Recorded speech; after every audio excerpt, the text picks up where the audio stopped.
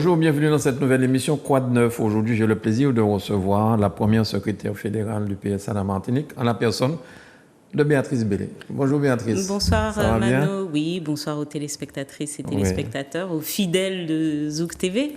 Alors tu vois, j'ai loupé 2 émissions, le kiosque.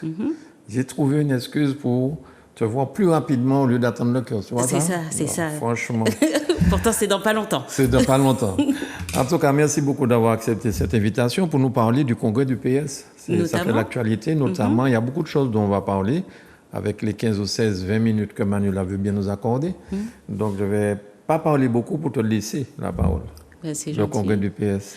Ah, c'est un exercice démocratique, déjà. Ça, c'est important. C'est un exercice démocratique dans un parti qui n'est pas petit, hein, puisqu'on a un tout petit peu moins de 50 000 adhérents, ce qui est peu par rapport à ce qu'on avait avant, mais qui est quand même beaucoup, qui nécessite donc une organisation. Alors, le congrès, c'est quoi? C'est ce moment, cette grande assemblée générale où on redéfinit les lignes politique du parti, où on redéfinit aussi qui va conduire les lignes politiques au sein des instances du parti, et que ça soit du premier secrétaire national, donc le chef du parti, aux secrétaires fédéraux que je suis par exemple, aux secrétaires de section que l'on peut avoir dans les communes et qui animent en effet le parti au niveau des communes.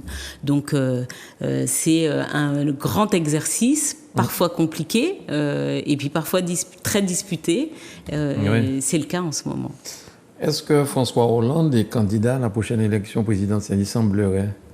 Ça, il a des bruits on le voit plus souvent dans les grands médias. Je crois que François Hollande n'a jamais détesté de toute façon apparaître à l'image et il se fait plus présent parfois et un peu plus absent dans d'autres circonstances.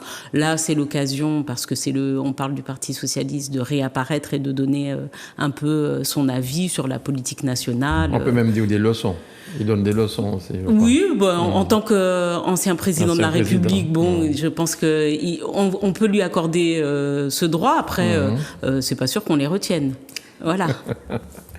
Alors, comment ça se passe pour la Martinique, l'élection de la secrétaire Oui, et bien, alors, juste pour remettre... Jusqu'à maintenant, c'est toi. C'est moi. Jusqu'à maintenant, c'est moi la première secrétaire fédérale.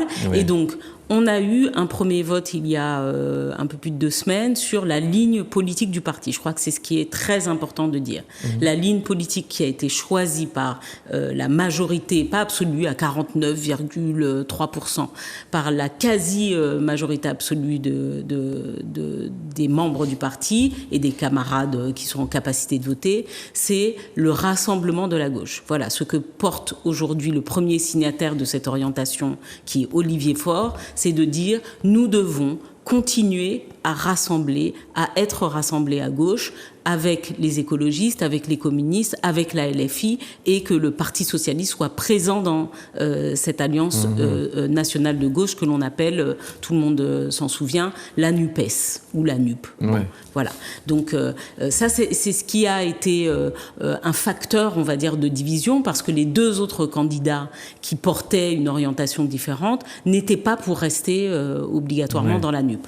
Donc, Olivier Faure, la ligne politique qui est portée par Olivier Faure, a été majoritaire au sein du Parti socialiste. Donc la majorité des socialistes souhaitent notamment rester dans la NUPES tout en gardant notre identité, parce que nous avons parfois des différences, tout en gardant notre identité. Mais vous êtes, en étant dans la NUPES, ça vous a peut-être permis d'avoir un certain nombre de sièges, non?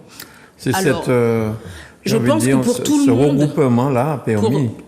Pour toute la gauche, je pense que ça a été un élan. C'est-à-dire que moi, encore, quand je faisais la campagne des législatives, la campagne de la présidentielle juste avant, les gens disaient mais pourquoi il y a autant de candidats à gauche? Vous voyez pas que ça ne va pas marcher? Il faut vous réunir. Au niveau national, il faut se réunir parce que le nombre de candidats, évidemment, va diviser les voix. Et c'est vrai que quand on regarde le pourcentage de candidats, ne serait-ce que pour la présidentielle, quand on additionne les pourcentages des candidats de gauche, on est à 30%. Le deuxième tour, Macron et Le Pen ont été sélectionnés avec moins de 25%. Donc, il y avait en effet peut-être une utilité, et il y a toujours une utilité de toute façon à partir, et la gauche n'a jamais d'ailleurs fonctionné et réussi si elle n'était pas unie. Donc il faut de l'unité. Bon. Et là, le deuxième on va dire challenge, ou la deuxième compétition qui a lieu en ce moment, qui a eu lieu, c'était celle du premier secrétaire national, donc de celui qui va conduire la ligne politique. Olivier Faure, qui est le secrétaire national sortant, a également obtenu la majorité absolue avec 51% des voix, mais c'est un peu disputé, et donc la presse s'en donne à cœur joie, les opposants s'en donnent à cœur joie, mais je veux rassurer tout le monde, quoi qu'il en soit, ce sera un socialiste, et a fortiori Olivier Faure, qui va être confirmé lors du congrès de ce week-end du 27-28, qui va être confirmé à ses fonctions. Est-ce que c'est le premier secrétaire qui sera élu, qui sera forcément peut-être candidat à la présidentielle, à la prochaine présidentielle? Non, c'est pas comme ça que ça se passe. La preuve, rappelez-vous, à l'époque, François Hollande est candidat, mais celui qui était pressenti, c'était Dominique Strauss-Kahn, et il n'était pas premier secrétaire du parti. Donc François Hollande, je vais presque envie de dire au pied levé, qui était premier secrétaire national à l'époque, a été candidat, mais c'est pas une règle absolue. D'accord. Et pour la Martinique, comment ça se passe? Est-ce que... Les élections pour le poste de premier secrétaire fédéral vont avoir lieu en février, donc dans quelques jours. Je suis la seule candidate, donc a priori, les camarades m'ont dit qu'ils ne voient pas l'intérêt de se positionner en compétition avec moi. Ils sont satisfaits du travail que je fais, et puis de la défense de la ligne idéologique, politique, sociale qui est la nôtre. Alors, est-ce que les accords en métropole, en France, sont valables ici? C'est-à-dire là-bas, toute la gauche essaie de se réunir. Est-ce qu'ici, à la Martinique, on peut dire la même chose pour le PS et la gauche de la Martinique, à la Martinique? Il y a quasiment que de la gauche en Martinique, donc finalement, quasiment. Bon, donc la droite n'est plus au pouvoir depuis longtemps. Les derniers bastions de droite étaient tenus par Yann Monplaisir, et on a vu les déconvenus, notamment aux élections de la CTM. La droite nationale... Il est quand même maire de Saint-Joseph. Il est maire de Saint-Joseph, mais la droite rassemblée sur des élections telles que celle de la CTM, par exemple, ne Et Fred Michel Thiault, il est de droite, il est de gauche maintenant, il est avec Madame Conconne, c'est ça? Il est centriste. Ah, il est centriste, voilà. Mais je crois qu'il a toujours été. Mais au moins, il dit ce qu'il pense. Moi, j'ai pas de problème, moi, sauf avec l'extrême droite. Le seul problème que j'ai, c'est avec l'extrême droite. Mais je n'ai pas de problème à aller discuter avec des gens qui ont des convictions différentes des miennes, à partir du moment où on est dans le respect des uns et des autres, humains. Et donc, je salue Fred Michel Thiault, parce que c'est malgré tout un politique que j'aime bien, et avec lesquels il n'est pas difficile de parler, même si on n'est pas d'accord. Qui est-ce qui représente l'extrême droite ici en la Martinique? Ah, je ne m'en pas connaître, non, yo. Il y en a. Il y en a, oui, mais pour moi, c'est, en toute sincérité, pour moi, c'est une ligne rouge. Et encore une fois, s'il y a aussi un combat que je mène ici, mais que je mènerai également au niveau national, c'est la lutte contre l'extrême droite, parce que l'extrême droite au pouvoir... On ne peut pas ignorer le nombre de voix que... Non, je l'ignore pas, mais je continue à dire que, pour ceux qui me concernent, ce sont des idées à combattre, et l'extrême droite française est probablement aussi parmi les pires des extrêmes droites. C'est les plus condamnés pour détournement de fonds à l'Europe. Ils ont été condamnés. Ils n'ont pas un bon bilan, et dans l'action souvent locale, municipale, ils ont montré toutes leurs limites. Et d'ailleurs, la plupart de ceux qui ont été élus maires en France continentale notamment, n'ont fait qu'un mandat, parce que les gens ont vu que finalement c'était beaucoup de parlotte mais peu de résultats, et surtout que ils prennent pas en compte l'humain. Sorti de les immigrés, c'est pas bon, il faut couper les immigrés, il faut les laisser crever en mer, ils n'ont pas grand chose à dire. Marine Le Pen en Afrique en train de couper de la canne Est-ce que ça te parle? Eh ben, elle a été ramassée comme il faut par les journalistes, notamment je crois qu'elle était en Côte d'Ivoire, si je ne m'abuse, ou au Sénégal. Bon, et elle a été bien ramassée parce que il y a un journaliste d'ailleurs qui lui a dit: vous faites du populisme, vous venez sur nos territoires alors que vous attaquez nos frères et sœurs de misère et du continent africain tous les jours, et que tous les jours vous dites que vous ne souhaitez pas que l'immigration africaine soit ceci, soit cela. Bon, c'est des racistes, et je crois qu'il y a un moment, il faut le rappeler, il faut le redire, et il faut redire que ça leur pose quand même moins de problèmes d'ailleurs à ce Front National lorsque c'est des migrants de guerre ukrainiens qui viennent frapper à la porte de la France, plutôt que lorsque ce sont des migrants africains qui nous ressemblent. Yeah. Est-ce que la continuité territoriale aurait permis peut-être à Béatrice Bellé de partir au Congrès en France? Eh ben oui, parce que tu vois, je te l'ai dit avant, donc il y a un congrès ce week-end, ce dernier week-end de janvier, et en fait je n'y vais pas parce que, alors c'est vrai, c'est toujours en plus un moment de plaisir pour moi, vraiment. Alors outre le fait que j'ai quelques obligations professionnelles, mais probablement dont j'aurais pu m'accommoder, j'ai également regardé les prix. En l'occurrence, c'est pas le parti, contrairement à ce que les gens pensent, c'est pas le parti qui va payer mon billet d'avion. C'est ce que j'aurais pu penser voilà. aussi. Et donc c'est moi qui paye mon billet d'avion, ou la fédération si elle avait beaucoup d'argent, mais elle en a pas beaucoup. Et ça coûte trop cher. Voilà. Aujourd'hui, donc, pour moi, pour avoir mon activité associative, il aurait fallu, pour aller sur mon assemblée générale, que je prenne l'avion, que je prenne le train aussi, puisque ça va se passer à Marseille, et que je paye un hôtel. Et tout ça, c'est un budget bien trop important. Et donc, malheureusement, les camarades, je ne verrai pas mes camarades de France et de Navarre, et pourtant, il y en a qui me manquent. Tu ne profites pas des avantages que les parlementaires martiniquais en ce moment, ils n'ont pas de billets gratuits ou des choses comme ça. Eh ben non. Et c'est pour ça que vraiment, je le dis, parfois, c'est parce qu'on n'est pas confronté à la réalité quotidienne des Martiniquais qu'on ne se rend pas compte. Mais si je fais un tel sujet de cette histoire de continuité territoriale, c'est pas pour rien. C'est vrai que quand on est élu national, député ou sénateur, on n'a pas de préoccupation sur les prix. Quels que soient les prix, on prend son billet d'avion, il est remboursé, ou les payer. Donc, j'ai presque envie de dire, c'est un non-sujet. Sauf qu'on ne paye pas le train non plus.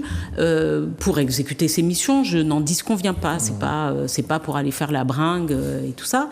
Mais moi, je surveille là les travaux qui ont été mis en œuvre, notamment au Sénat, mais également à l'Assemblée nationale, sur la question de la continuité territoriale. Et je le répète, j'en fais une marotte, comme on dit. Mais oui, il n'est pas normal qu'en Corse, les Corses aient 211 millions d'euros pour mettre en œuvre ce qu'on appelle des délégations de services publics. Donc, c'est des contrats avec des compagnies de transport aérien et transport de marchandises. Et que nous, ils ont 211 millions d'euros, ils sont 341 000 habitants. Nous sommes presque 370 000 habitants. Et aujourd'hui, pour tout l'outre-mer, donc Wallis, tout ça,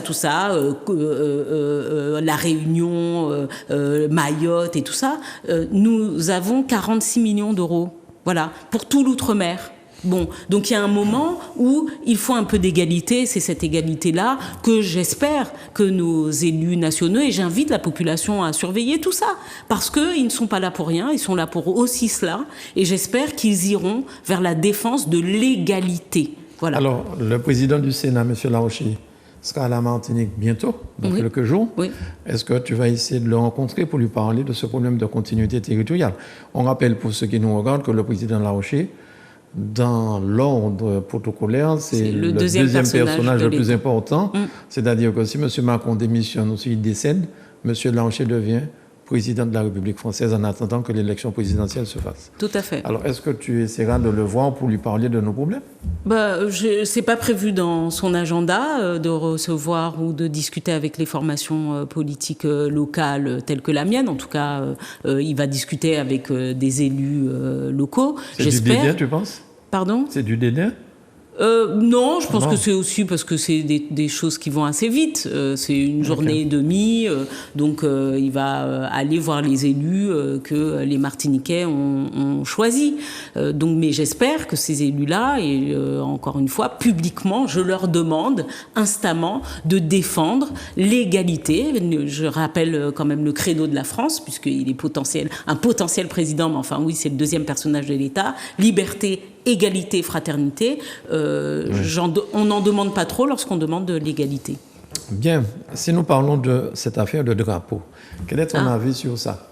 Le drapeau, nous avons reçu un communiqué de la CTM, du PCE, qui dit qu'il prend acte du courrier, des mails reçus par la personne qui a fait ce drapeau, et elle demande à se retirer avec le drapeau. Qu'est-ce que tu penses de cette histoire? Moi, je pense que ce qui est détestable, je crois qu'il faut faire remarquer et condamner lourdement toutes ces personnes qui ont agressé, notamment sur les réseaux sociaux, cette jeune femme qui, au final, n'a fait que proposer quelque chose. Bon, elle a fait un dessin, elle a proposé quelque chose sur lequel elle a fait une proposition de drapeau, d'emblème, on l'appelle comme on veut, et a reçu la majorité écrasante des voix qui se sont exprimées. Deux choses. Un, il me semble que c'est vrai qu'il a manqué, je pense, de méthode sur le choix, la méthode démocratique. Je pense que si on voulait réellement que la population s'approprie ce drapeau et qu'il soit quelque part incontestable, il fallait ouvrir les voies et moyens de la consultation. Demander, alors que l'on sait qu'il y a une fracture numérique, il y a des personnes qui n'ont pas Internet, qui ne savent pas lire, mais qui peuvent s'exprimer sur ce genre de sujet. Ne demander que des votes avec des emails, alors que l'on sait aussi que beaucoup de nos personnes âgées n'ont pas d'email, ou même s'ils en ont un, c'est les enfants ou les petits-enfants qu'on crée un mail pour tout ça. Mais je pense qu'il fallait ouvrir la méthodologie et travailler peut-être avec les villes pour faire en sorte que les personnes puissent aller voter, par exemple, au sein de la mairie, par exemple. Bon, ce qui aurait ouvert un peu le champ des possibles. Et puis la deuxième chose, je crois aussi qu'il faut qu'on arrête de se battre sur tout et sur rien. Tout est une opportunité pour que nous puissions nous affronter. Je crois qu'il faut que ça s'arrête. Il y a eu un vote. On peut contester plein de choses, on peut dire qu'on n'est pas d'accord, on peut écrire à la CTM. D'ailleurs, je suis étonnée qu'on ait agressé plus cette jeune femme que l'institution qui a organisé. Fallait écrire, envoyer des mails, des récriminations à l'institution qui a organisé le concours, mais sans prendre à la gagnante parce qu'elle est gagnante et parce que son drapeau ne nous plaît pas et la harceler au point qu'elle soit sur le point de porter plainte contre un certain nombre de personnes qui l'ont harcelée. Je trouve que ça va trop loin et je vois pas de fait à quel moment là cet emblème, ce drapeau sera significatif de ce que il nous ressemble, il nous rassemble et il veut dire quelque chose pour nous. Je crois que là, il y a un petit sujet. Peut-être que maintenant, le sujet est plus grave maintenant qu'il ne l'était il y a encore quelques jours. Mais tu m'apprenais que c'était cette même personne qui avait déjà fait le drapeau similaire d'il y a 5 ans. Exactement. Que j'ignorais personnellement. En fait, en 2019, quand la CTM a lancé le premier concours, lorsque Alfred Marie-Jeanne était président, elle avait déjà fait une proposition avec un colibri qui était différent. D'ailleurs. Et d'ailleurs, beaucoup de personnes avaient dit « Ah tiens, on aime bien, c'est plutôt sympa, c'est peut-être celui-là qui aurait dû gagner plutôt que le lambi et tout ça. » Bon. Et il y a des personnes, puisqu'elle l'avait publié sur les réseaux, il y a des personnes qui se sont appropriées ce drapeau et qui ont d'ailleurs considéré que c'est un emblème martiniquais suffisant et qui leur plaisait et ont d'ailleurs fait imprimer ce drapeau. Donc c'est elle qui l'avait fait. Cette fois-ci, elle a fait à peu près le même avec un colibri qui était différent, qu'elle a pris sur une banque d'images, qu'elle n'a pas dessiné elle-même, mais qu'elle a pris sur ce qu'on appelle une banque d'images. C'est des images qui sont laissées parfois gratuitement, parfois de façon payante au libre accès des uns et des autres. Par contre, elle avait fait une petite erreur, c'est que le colibri qui était dans la banque d'images avait plusieurs couleurs et elle a mis tout en noir ce colibri, ce qu'elle n'avait pas obligatoirement le droit de faire. Mais ce n'est qu'un détail dans l'histoire. Mais en effet, c'était déjà elle qui avait fait ce premier drapeau. Et moi, je lui apporte tout mon soutien en tant qu'artiste, parce que c'est une artiste en l'occurrence, elle a fait quelque chose, et une citoyenne. Donc je lui apporte tout mon soutien citoyen et aussi tout mon soutien de femme, parce que je ne suis pas sûre, quand j'ai vu la nature par ailleurs des publications qui ont été faites contre elle, je ne suis pas sûre que pour un homme on aurait été par exemple fouiller toutes les photos où on la voit en maillot de bain ou autre. Donc voilà, donc je lui apporte tout mon soutien et j'espère que ces détracteurs vont se calmer, et j'espère aussi que sur les réseaux les gens apprendront à être plus calmes et à ne pas se détester comme ils se détestent. Ah, il nous reste déjà plus tellement de temps. On va dire quand même 2 mots des retraites, de ce que M. Macron nous prépare. Enfin bon, et les retraites, est-ce que nous avons pu faire au peuple pour aller dans la rue, pour le gouvernement entendre que la Martinique aussi est contre ça? Pas assez. Encore une fois, pas assez, je pense. Et je crois que ça, par contre, ça fait partie des combats sur lesquels nous devons encore plus être unis. Là, il nous concerne tous. Le vieillissement, à chaque minute qui passe, on prend de l'âge. Et je crois que, et je le répète, les arguments que ce gouvernement a utilisés pour dire que la retraite est nécessaire, c'est de dire, ah oui, on n'a plus d'argent, il n'y a plus les moyens, ça se finance pas. Ce n'est pas vrai. Il y a en effet un déficit qui est dû aussi à une difficulté qui était celle aussi de cette génération du baby-boom, donc de ces gens qui sont nés dans les années 49-60 et tout ça, et qui ont représenté à un moment une forte démographie, donc ça veut dire une population, il y a eu plus d'enfants, voilà, à ce moment-là. Et donc ces personnes-là, c'est vrai, en termes de retraite, ont coûté beaucoup. Mais malheureusement, il n'y a plus de progrès réel en matière d'espérance de vie. On remarque également qu'il n'y a plus de progrès en matière d'espérance de vie en bonne santé, ce qui est à peu près à l'âge de 62 ans. L'espérance de vie en bonne santé, c'est à peu près 62 ans. Après, la santé se dégrade très rapidement. Et puis, malgré tout, nous avons aussi des progrès en productivité, ce qu'on appelle la productivité, ce qui veut dire qu'on crée plus de richesses. Ce monde, et nous en faisons partie, n'a jamais créé autant de richesses. De l'histoire de l'humanité, il n'y a jamais eu autant de richesses que maintenant. Le seul problème, c'est quoi ? C'est qu'on ne sait plus répartir les richesses. Et donc, on a des ultra-riches que ce gouvernement ne veut pas taxer, puisqu'il ne veut pas de taxes sur les super-profits. On a des ultra-riches à qui on retire toutes sortes de taxations, parce qu'évidemment, quand on est riche, en plus, on a les cabinets qu'il faut pour payer moins d'impôts. La réalité, c'est que souvent, les riches, les gens qui gagnent, on va pas dire suffisamment bien, mais très très bien leur vie, c'est ceux qui proportionnellement payent le moins d'impôts. Voilà, proportionnellement, ils devraient payer beaucoup d'impôts, mais proportionnellement, ils en payent moins. Mais pourquoi ? Parce qu'ils vont investir dans des choses qui sont de la défiscalisation, ils font des placements boursiers, et ce gouvernement a également réduit les taxes sur le capital. Donc quand vous gagnez de l'argent en plaçant en bourse, vous payez aujourd'hui moins d'impôts qu'il y a 10 ans. Bon, donc il y a un tas de raisons pour lesquelles aujourd'hui nous nous retrouvons avec une société complètement injuste, où la classe moyenne notamment et les gens très pauvres, faut pas oublier, ce gouvernement a pris sur les retraites des personnes âgées avec de la CSG, a augmenté la CSG au premier, ce gouvernement, les gouvernements Macron a pris les APL sur les gens. Enfin, on est dans un délire, et je crois que il faut montrer, et c'est la mobilisation qui le permet, il faut montrer aujourd'hui qu'en Martinique particulièrement, nous sommes concernés, que nous disons non, et nous sommes concernés. Pourquoi ? Parce qu'en plus, chez nous, faut pas oublier, nous sommes sur un territoire où il y a des vraies difficultés d'emploi. Donc où les gens trouvent, même nos jeunes trouvent du travail de plus en plus tard, et les carrières même des personnes d'un certain âge sont très hachées parce qu'ils n'ont pas eu des emplois stables et tout ça. Il y a aussi de l'emploi informel, beaucoup d'emplois informels, ce qui veut dire que nos retraites en Martinique font partie des retraites les plus basses de France. Donc messieurs, dames, n'hésitez pas à vous mobiliser. Et les retraites ce sera sans les 40%.